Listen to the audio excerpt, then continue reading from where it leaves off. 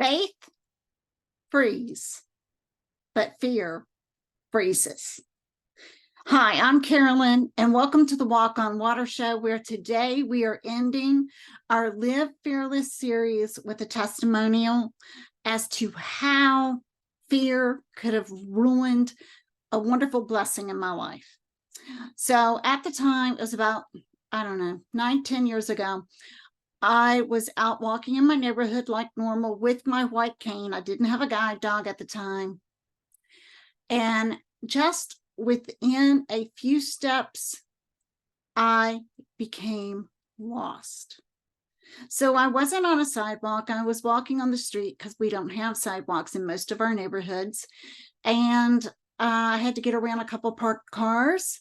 And when I did that, my cane could not find the curb again. What ended up happening was I got turned around, ended up going in the wrong direction. And for a while, I was in the middle of the street. Thankfully, there was no traffic at that time. Pretty scary. I came home, I yelled at God, I boo-hooed, I thanked him for getting me home, but yet I didn't want to give up my walking. So the answer became a guide dog. But in order to get a guide dog, they would have to come and do a home visit and watch me walk and make sure I had good cane skills. That meant I had to get back on those streets in my neighborhood, the same street where I got lost. I had to face my fear. I couldn't sit on my sofa and wait to go to the school. But then more fears came. I did get accepted at Guiding Eyes for the Blind. And then I found out some more stuff. Okay. I could fly up there, I could take a train, or my husband could drive me.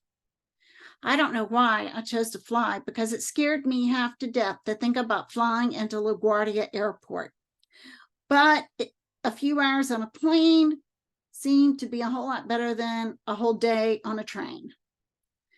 So I decided to go the route of flying. Okay, just don't think about going to LaGuardia. You know what I'm always talking about? Taking those thoughts captive. I'm trusting God. God will help me. I wasn't afraid of the flight. I wasn't afraid of being in air. I was afraid of where in the world would I go once I got in the airport. I didn't know that they had all these TSA agents that help blind people and disabled people. I didn't know that. And so I was scared to death of the flight. I was scared to death that one day during the school 3 weeks I'd have to be up there. I wasn't too keen on that. And I was afraid of the day that was called Manhattan Day, that we'd all go take the train into the city with our dogs. Let me tell you what God did. I chose to trust him.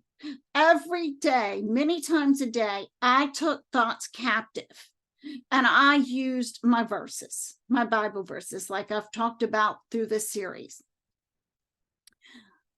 As the summer went on, and I was scheduled for a September 19th class, I was excited about flying.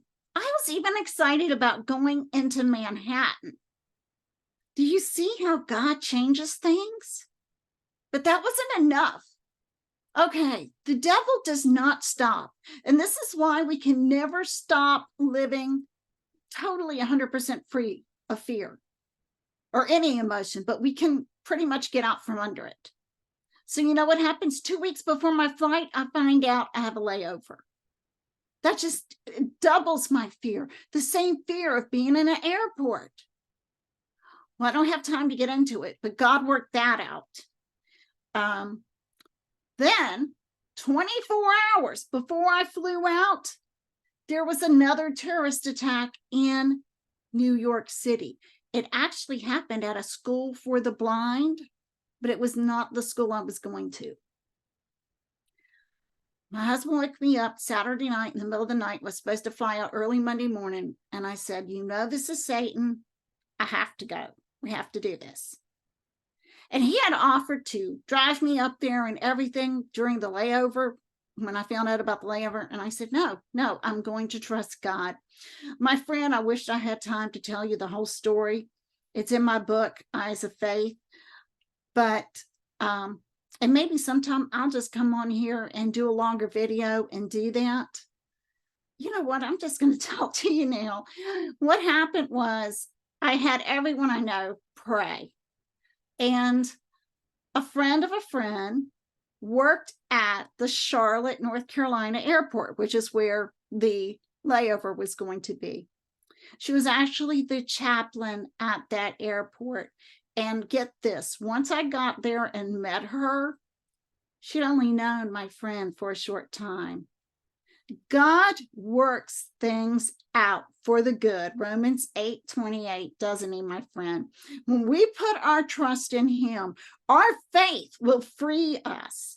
So the wonderful blessing I received was all these lessons in faith, but also I came home with the most beautiful black Labrador guide dog, Iva.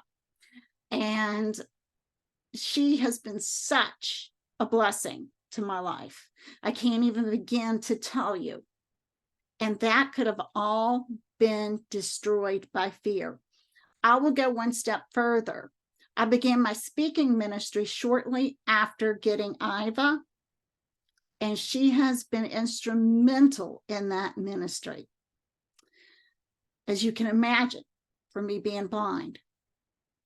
So I hope you have learned to do the 3 R's and the armor of God, and you have got a stash of Bible verses that you can pull out, because the devil never stops putting fear in our path. But we don't have to be controlled by fear, because God does not give us the spirit of fear, but of power and of love and of a sound mind. My friend, I hope you've enjoyed these episodes. I'll put the links to the other ones in the description. I'll put the links to the book Eyes of Faith and also Faith That Walks on Water in the description, along with my website, amountainoffaith.com. Please like, subscribe, and share the video on YouTube. Thank you so much. Have a blessed and fearless day.